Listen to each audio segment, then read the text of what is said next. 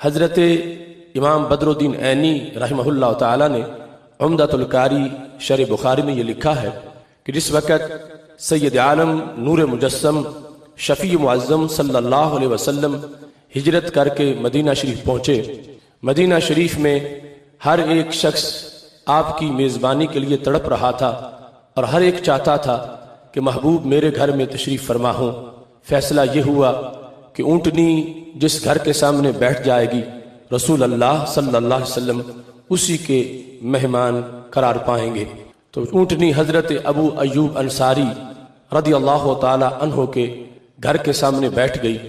ایک شخص جن کا نام جبار تھا، انہوں نے اپنی محبت کا اظہار کرتے ہوئے اونٹنی کو پاؤں کی ٹھوکر سے اٹھانا چاہا تو حضرت ابو ایوب انصاری رضی اللہ تعالیٰ عنہ بول پڑے، لولا الاسلام لضربتک بالسیف، اگر درمیان میں اسلام رکاوٹ نہ بنتا تو تمہاری اس حرکت پر میں تمہارا سر تن سے جدا کر دیتا۔ عن منزلی تنخسھا، کیا تم میرے گھر کے سامنے اس اونٹنی کو اٹھانا چاہتے ہو اور اپنی طرف لے جانا چاہتے ہو؟ اس پر بحث کرتے ہوئے کہ اونٹنی وہاں کیوں بیٹھی، اور بھی بڑے مکانات تھے۔ امام بدرالدین عینی رحمۃ اللہ علیہ نے شرف المصطفیٰ صلی اللہ علیہ وسلم کے حوالے سے اس طویل داستان کو لکھا جو نبی اکرم صلی اللہ علیہ وسلم کی آمد سے کئی صدیاں پہلے کی محفل میلاد کی داستان ہے۔ وہ لکھتے ہیں کہ جس وقت طبہ اول جو یمن کے حکمران تھے، وہ رسول اللہ صلی اللہ علیہ وسلم کی ولادت سے 1000 سال پہلے مکہ شریف آئے اور مکہ شریف سے انہوں نے یثرب کا سفر کیا۔ جب یثرب میں پہنچے، وہاں اس وقت کوئی آبادی کا نام و نشان نہیں تھا اور بیماریوں کی وجہ سے اس علاقے کو یثرب کہا جاتا تھا۔ طب اول کے ساتھ تقریباً 400 جید علماء کرام تھے جو اس وقت کے آسمانی علوم کے ماہر تھے، جو نابغہ روزگار بھی تھے اور نہایت پارسا انسان تھے، چونکہ وہ 400 کے 400 شادی کے بغیر اپنی زندگیاں بسر کر رہے تھے۔ تو طب اول کو انہوں نے ایک میٹنگ کے بعد یہ کہا کہ آج تک آپ جہاں گئے ہم نے تمہارا ساتھ دیا، مگر اب ہم آپ کے ساتھ دینے سے، ساتھ جانے سے ہم معذرت خواہ ہیں، ہم اسی جگہ پہ رہنا چاہتے ہیں جہاں ہم پہنچ گئے ہیں۔ سألہم عن سر ذالک، تو طبہ نے پوچھا اس کا سبب کیا ہے؟ میری حکومت، میری جاگیریں، میرے خزانے یمن میں سب کچھ ہے اور آپ اس ویرانے میں کیوں رہنا چاہتے ہو؟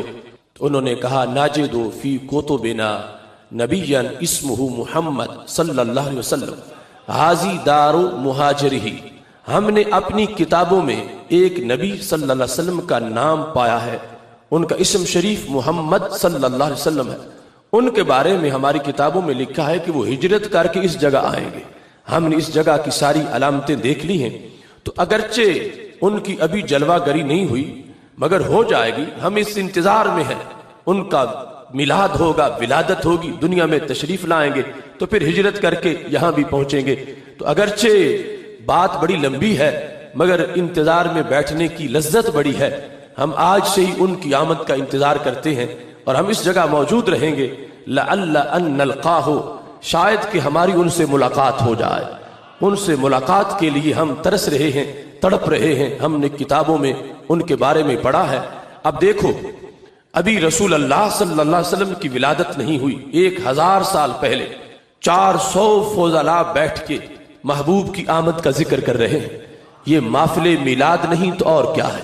یہ سید عالم نور مجسم شفیع معظم صلی اللہ علیہ وسلم کا ذکر پاک اتنے بڑے اجتماع میں اور اس انداز کے ساتھ کہ ہم ان کا دیدار چاہتے ہیں، ہم ان کے انتظار میں رہیں۔ طب اول نے یہ سنا، ایک تم ہی تو نہیں ہو محبت میں خستہ حال، اس راستے میں اور بھی آشفتہ سر ملے، میں یمن میں جا کے اپنی بادشاہت کو کیا کروں گا، میں اس سلطنت کو کیا کروں گا، ان جاگیروں کو کیا کروں گا؟ اگر تم یہاں ان کے انتظار میں ہو تو میں بھی یہاں ان کے انتظار میں رہتا ہوں۔ تو طب اول نے نبی اکرم نور مجسم شفیع معظم صلی اللہ علیہ وسلم کے انتظار میں وہاں رہنے کا ارادہ کر لیا۔ اب اس کے بعد وہاں انتظامات شروع کر دیے، بنا لکل واحد دارا، طب اول نے اپنے خزانے منگوا لیے اور کہا یہ جو 400 فضلاء ہیں جو حکیم ہیں اور فراست اور تدبر سے لبریز جن کی زبانیں ہیں، ان کے لیے یہاں گھر بنایا جائے۔ تو ہر ایک شخص کے لیے، ہر ایک عالم کے لیے طبہ نے مدینہ شریف جہاں آج ہے اس جگہ پر ایک ایک گھر تعمیر کیا، اور یہ سارا بندوبست محفل میلاد کے لیے ہو رہا تھا۔ آج کوئی چھوڑا سا بندوبست کرے، لوگ بدعت اور شرک کے فتوے لگانا شروع کر دیتے ہیں۔ وہاں جب گھر بن رہے تھے، مزدور لگے ہوئے تھے، مستری اینٹیں لگا رہے تھے، تو تصور کیا تھا؟ تصور یہ تھا کہ محبوب علیہ السلام کی دنیا میں جلوہ گری ہوگی، وہ پھر یہاں تشریف لائیں گے۔ تو طبہ نے صرف گھر ہی نہیں بنائے بلکہ گھر والیوں کا بھی اہتمام کیا۔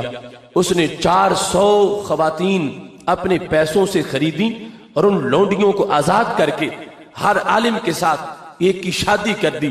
اس کے دل میں یہ تھا کہ یہاں آبادی ہونی چاہیے، تاکہ جب وہ محبوب تشریف لائیں تو طلع البدر علینا پڑھنے والے بھی موجود ہوں، ان کا استقبال ہو رہا ہو، ان کے لیے یہاں رونق موجود ہو، تاکہ جب وہ تشریف لائیں تو قصیدے گونج رہے ہوں۔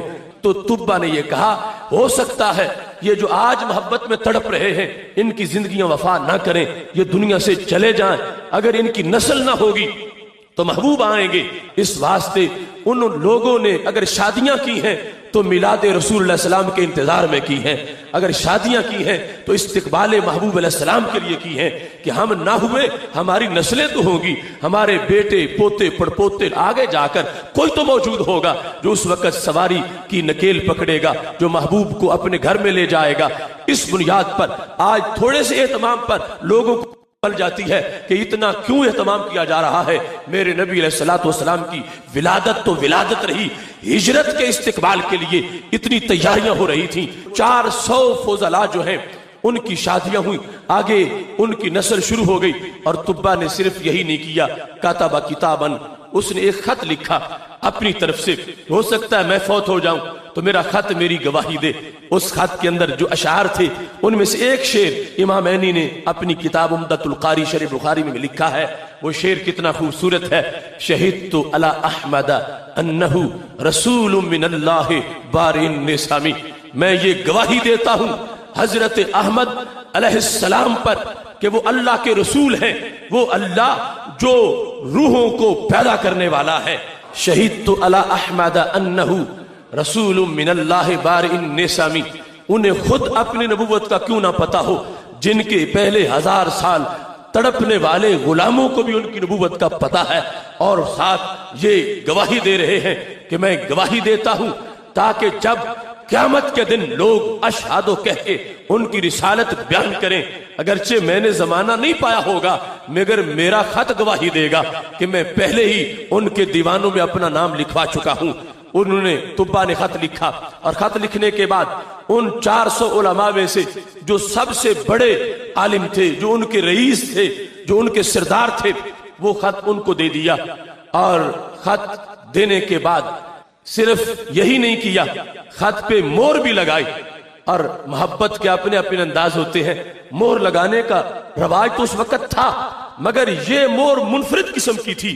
وَخَاتَمَهُ بِالذَّهَبِ، سونا پگھلا کے سونے سے مہر لگائی سونے کے نام خط پر، تاکہ لوگوں کو پتا چلے کہ ان کی یاد میں جو خرچ کرتا ہے اس کو اسراف نہیں کہا جائے گا، اس کو فضول خرچی نہیں کہا جائے گا۔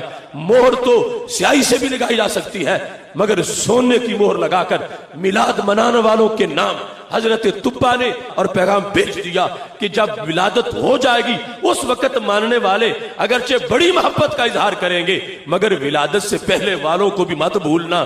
انہوں نے بھی خط لکھے ہیں محبوب کے نام، اور سونے کی مہریں لگا کر اپنی محبتوں کا اظہار کیا ہے کہ یہ وہ محبوب ہیں جن کی طرف خط عام محبوبوں جیسے نہیں لکھے جاتے، سونے کی مہریں لگا کے جن کے نام خط بھیجے جاتے ہیں۔ حضرت طبہ رضی اللہ تعالی عنہ نے وہاں ایک کوٹھی تعمیر کی، وَبَنَا لَهُ دَارًا، کہ جب میرے محبوب علیہ السلام ہجرت کر کے آئیں تو مکان پہلے موجود ہونا چاہیے۔ اور یہ دوسری احادیث میں ذکر ہے کہ وہ مکان 2 منزلہ تھا، حالانکہ اس وقت عرب کے رواج میں ابھی ولادت سے 1000 سال پہلے بمشکل کسی کو کوئی کٹیا نصیب ہوتی تھی یا 1 منزلہ مکان ہوتا تھا، لیکن اس بادشاہ نے جو ہمارے نبی علیہ السلام کے لیے مکان تیار کیا وہ 2 منزلہ مکان تھا، اور وہ مکان آگے پشت در پشت منتقل ہوتا چلا گیا۔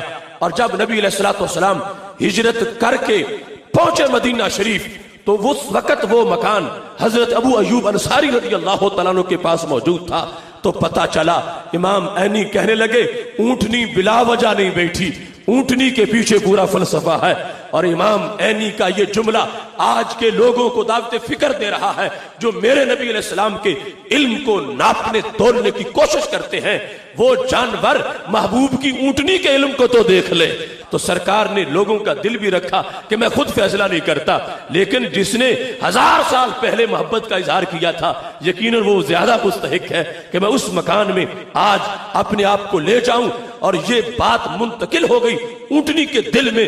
سارے تڑپ رہے ہیں کہ محبوب کی اونٹنی ہمارے گھر کے سامنے بیٹھ جائے، مگر اونٹنی وہاں بیٹھی جہاں اس کو بٹھانے والے نے بٹھا دیا تھا.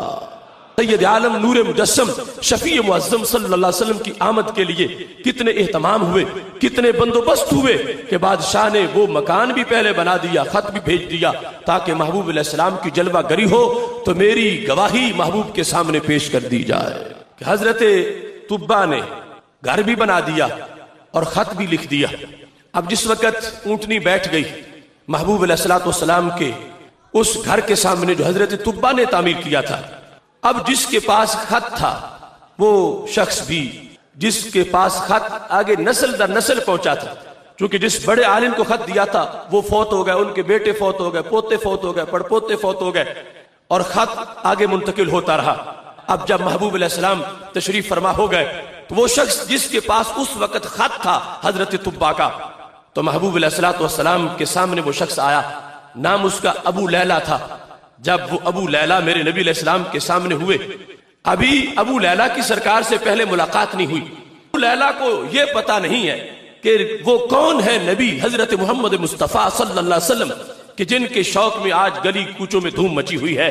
وہ سامنے ہوا، فلما راہو، جب ہمارے نبی علیہ السلام نے اسے دیکھا تو فوراً فرمایا انت ابو لیلہ ومعک کتاب طبا، بولا تم ابو لیلہ ہو اور تمہاری جیب میں میرا خط موجود ہے. حضرت ابو لیلہ حیران رہ گئے کہ ابھی میں نے نہ اپنا تعارف کروایا ہے نہ میں ان کو جانتا ہوں، یہ شخص مجھے دیکھتے ہی اتنا علم ہے، اتنے ان کے پاس دور سے دیکھنے والی آنکھیں ہیں. چلو کسی کے نام کا پتہ ہو مگر دیکھا نہ ہو کہ فلاں کا یہ نام ہے، تو نام سے بھی بندے کا پتہ نہیں چلتا جب تک کہ کوئی نہ بتائے کہ فلاں نام والا آ گیا ہے.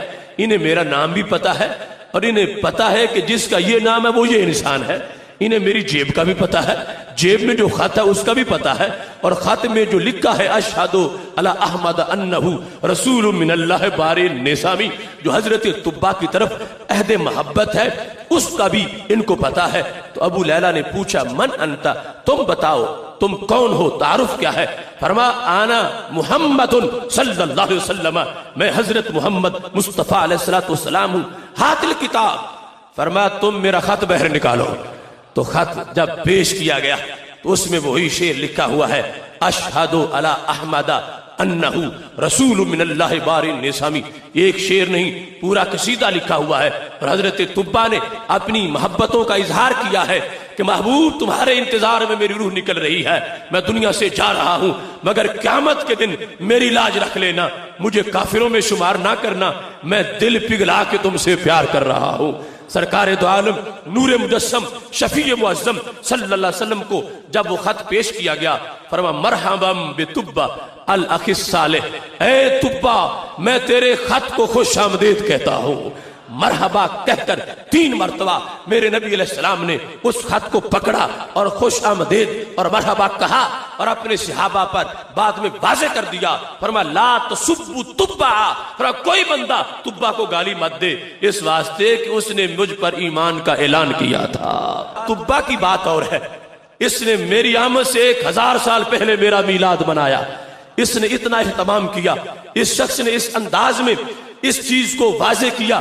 اس بنیاد پر سید عالم نور مجسم شفیع معظم صلی اللہ علیہ وسلم باخبر ہے کہ کون میری محبت میں کھل کے پھول بنا ہے، اور کون جو ہے وہ راکھ ہو چکا ہے بغض میں، وہ جانتے ہیں کہ کون میری آمد پر خوش ہے اور کون گھروں کو سجا کے بیٹھا ہے اور کس کی ہاں صف ماتم ہے۔ یہ جو پہلے کے احوال ہیں، ابھی ولادت نہیں ہوئی تھی اس وقت کی محفل میلاد اتنی بڑی ہے اور اہتمام اتنا بڑا ہے۔ آج ہم 400 دیگ پکائیں تو یہ بہت اظہار محبت ہوگا، مگر طبا نے تو 400 گھر بنائے، 400 گھر آباد کیے، اس لیے کہ یہ وہ جگہ ہے جہاں میرے محبوب ہجرت کر کے جلوہ گر ہونے والے ہیں۔